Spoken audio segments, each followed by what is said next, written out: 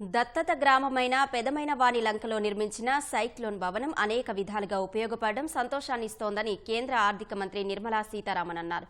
తన దత్తత గ్రామమైన పశ్చిమ గోదావరి జిల్లాలోని పెదమైన వాణి లంకలో పర్యటించిన నిర్మల డ్రోన్ సాంకేతిక పరిజ్ఞానం ఏఐ నైపుణ్య కేంద్రాలను ప్రారంభించారు.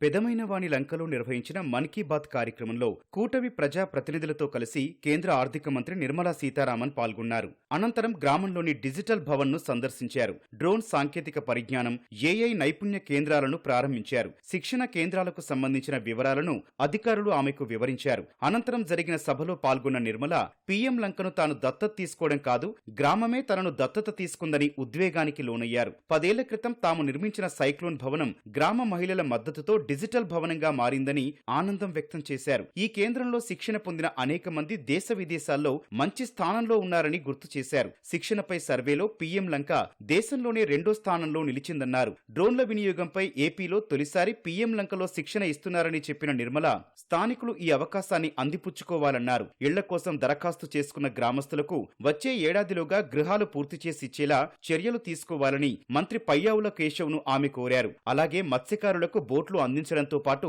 వారి సమస్యలు పరిష్కరించాలని ఆదేశించారు. డ్రోన్ అంటే ఏంటి, అది ఎలా ప్లాన్ చేస్తుంది, ఎలా దాన్ని తయారు చేయాలి, దాన్ని ఎలా ఉపయోగించాలి, దాంట్లో ఉన్న సెన్సర్ అంటే ఏంటి, అన్నిటినీ కూడా నేర్పిస్తున్నారు. ఉద్యోగం దొరకడం ఖచ్చితం. 3D ప్రింటర్ కావచ్చు, రోబోటిక్స్, దానికి ట్రైనింగ్, 3 రకమైన ట్రైనింగ్. విదేశాల్లో ఉన్నటువంటి మార్కెట్ అన్నిటిని కూడా మన ప్రోడక్ట్స్ అక్కడ ఎలాగ వెళ్ళి సేల్ చేయడం, అమ్మడం ఎలాగా, దానికి ఆన్లైన్ ద్వారా ఏమేం చేయవచ్చు, ఇవన్నిటిని ట్రైనింగ్. 3వది ట్రైనింగ్. సో మోడర్న్ ట్రైనింగ్ కి ఇక్కడ ఒక ట్రైనింగ్ సెంటర్ మనం పెట్టగలుగుతాం. దాంట్లో ఇండస్ట్రీ వచ్చి పాల్గొంటుంది. ఇవన్నీ నాకు మనసులో లేదు. ఇప్పుడు మీ అందరికీ వర్షాలు వస్తే, సైక్లోన్ వస్తే, లేదా పంచాయతీ వాళ్ళకి ఒక స్థలం ఉండాలి అనే ఆలోచనతోటి ఈ బిల్డింగ్ కట్టాం. కానీ అది ఎన్ని రకాల ఇవాళ మనకు ఉపయోగంగా ఉంది అనేది నేను చూస్తున్నాం. ఈ పిఎం లంక వాళ్ళు మాత్రం ముందుకు వచ్చి ఇంత చేయకపోతే ఇవాళ గ్లోబల్ ఇండియన్ ట్రైనింగ్ సెంటర్ల టాప్లో పిఎం లంక రావడం అనేది అసంభావిత.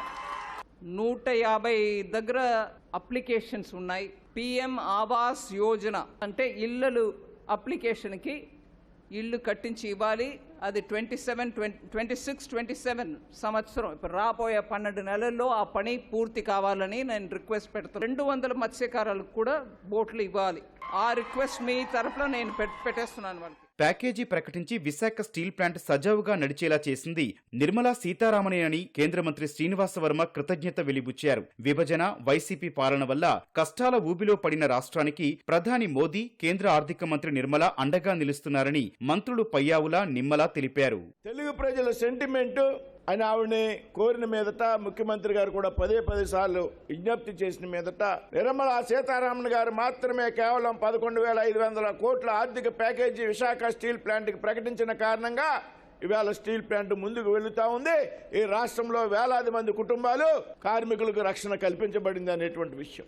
ఈ పిఎం లంక గ్రామం పట్ల వారికి ఉన్నటువంటి ప్రత్యేక అభిమానాన్ని ఎప్పుడు కూడా వారి ఈ గ్రామం పేరు వినగానే ఇక్కడ ఉన్నటువంటి సంఘటనలు, కట్టినటువంటి బిల్డింగు, అప్పుడు వచ్చినటువంటి ఇబ్బందులు అన్నీ కూడా ఆమె నెమరేసుకుని చాలా మొండిగా ఈ రోజు ఇంత అద్భుతమైనటువంటి కట్టడాన్ని మన ముందుకు తీసుకొచ్చారు. అమరావతి రాజధాని నిర్మాణం చేసుకోవడంలో కేంద్రం అందించేటువంటి సాయం గాని, రేపు 2027 కల్లా పోలవరం పూర్తి చేసేటువంటి లక్ష్యం నెరవేరుతుంది అని అంటే అది నరేంద్ర మోడీ గారు, నిర్మలా సీతారామన్ గారు మన ఆంధ్రప్రదేశ్ రాష్ట్రానికి, మన పోలవరం ప్రాజెక్టుకి ఇస్తున్నటువంటి సాయానికి కూడా ఈ సందర్భంగా హృదయపూర్వకమైనటువంటి కృతజ్ఞతలు కూడా మనందరి తరపున కూడా, రైతాంగం తరపున కూడా తెలియజేసుకుంటూ ఉన్నా.